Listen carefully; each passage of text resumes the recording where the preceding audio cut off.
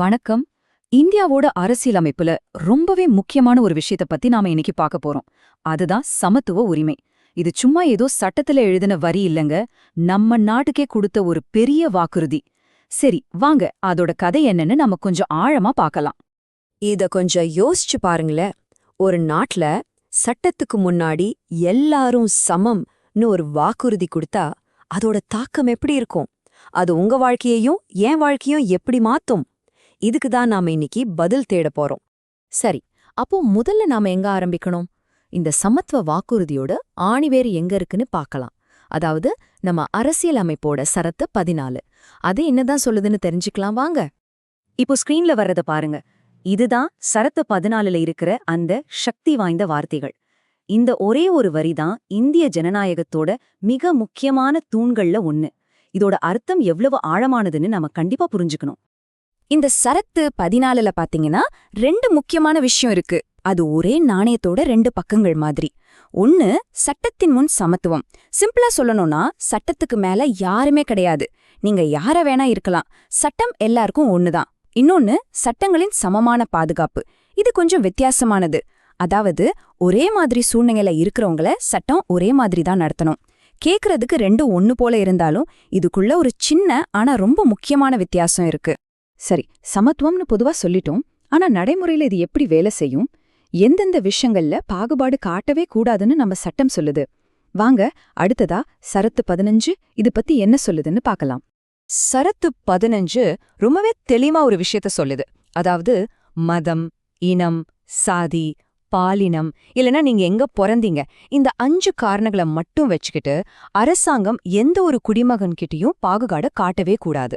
இதுதான் சமத்துவத்தோட அஸ்திவாரமே.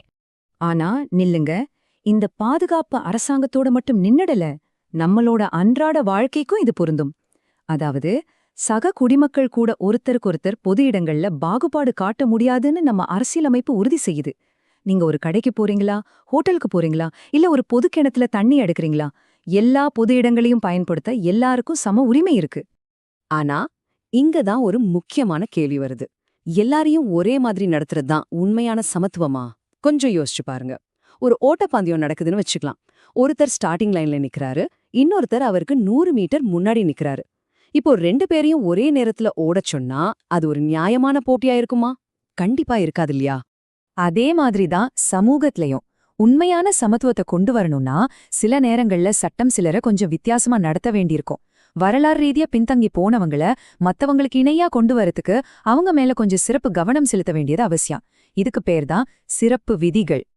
அப்போ இந்த சிறப்பு விதினா என்ன? சிம்பிளா சொல்லணும்னா, சில சமூக பிரிவினருக்கு மத்தவங்கள மாதிரி முன்னேறி வரதுக்கான சமமான வாய்ப்புகள் கிடைக்காம போயிருக்கலாம். அவங்களுக்கு ஒரு கை கொடுத்து மேல தூக்கி விடுறதுக்காக அரசாங்கம் சில பிரத்யேக சட்டங்களை கொண்டு வரலாம். நல்லா புரிஞ்சுக்கோங்க, இது பாகுபாடு இல்ல, இது சமநிலைய உருவாக்குறதுக்கான ஒரு முயற்சி. உண்மையில நம்ம அரசியலமைத்து எழுதப்பட்டப்பவே இந்த மாதிரி சில விதிவிலக்குகள் இருந்துச்சு. உதாரணமா சரத்து 15(3) பெண்கள் மற்றும் குழந்தைகளுக்காக சிறப்பு சட்டங்கள் கொண்டு வர அனுமதி கொடுத்தது. ஆனா நாடு சுதந்திரம் அடைஞ்ச கொஞ்ச வருஷத்திலேயே ஒரு பெரிய மாற்றம் தேவைப்பட்டுச்சு. அதனாலதான் 1951ல முதல் முறையா அரசியலமைப்பை திருத்தி சமூக ரீதியாகவும் கல்வி ரீதியாகவும் பின்தங்கிய வகுப்பினருக்காகவும் SC/ST மக்களுக்காகவும் சிறப்பு விதிகளை உருவாக்க சரத்து 15(4) சேர்க்கப்பட்டது. இதுல இருந்து நமக்கு என்ன தெரியுது? சமத்துவம்ங்கிறது ஒரு கல்லுல செதுக்கி வச்ச சில மாதிரி நிலையானதில்ல. அது ஒரு உயிருள்ள விஷயம். காலத்துக்கு ஏத்த மாதிரி, சமூகத்தோட தேவைகளுக்கு ஏத்த மாதிரி அதுவும் தொடர்ந்து வளர்ந்துகிட்டே மாறிக்கிட்டே இருக்கு. இந்த காலக்கோடு அந்த பரிணாம வளர்ச்சிய ரொம்ப அழகா நமக்கு காட்டுது. பாருங்க, 1951ல சமூக மற்றும் கல்வி பின்தங்கிய நிலைமையிலிருந்து ஆரம்பிச்சது. அப்புறம் 2005ல கல்வி நிறுவனங்கள்ல சேர்றத மையமா வச்சு ஒரு திருத்தம் வந்துச்சு. ஆனா 2019ல ஒரு பெரிய திருப்புமுனை ஏற்பட்டுச்சு. அந்த திருப்புமுனை இதுதான். இதுவரைக்கும் சமூக காரணங்களை மட்டும் அடிப்படையா வச்சுதான் சிறப்பு விதிகள் கொண்டு வந்தாங்க.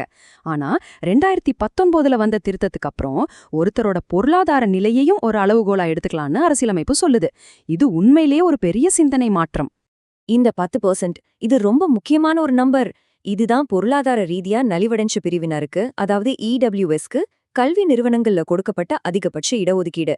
இதுக்கு முன்னாடி வரைக்கும் இடஒதுக்கீட்டுல பொருளாதார நிலை ஒரு நேரடியான காரணியா இருந்ததே இல்ல.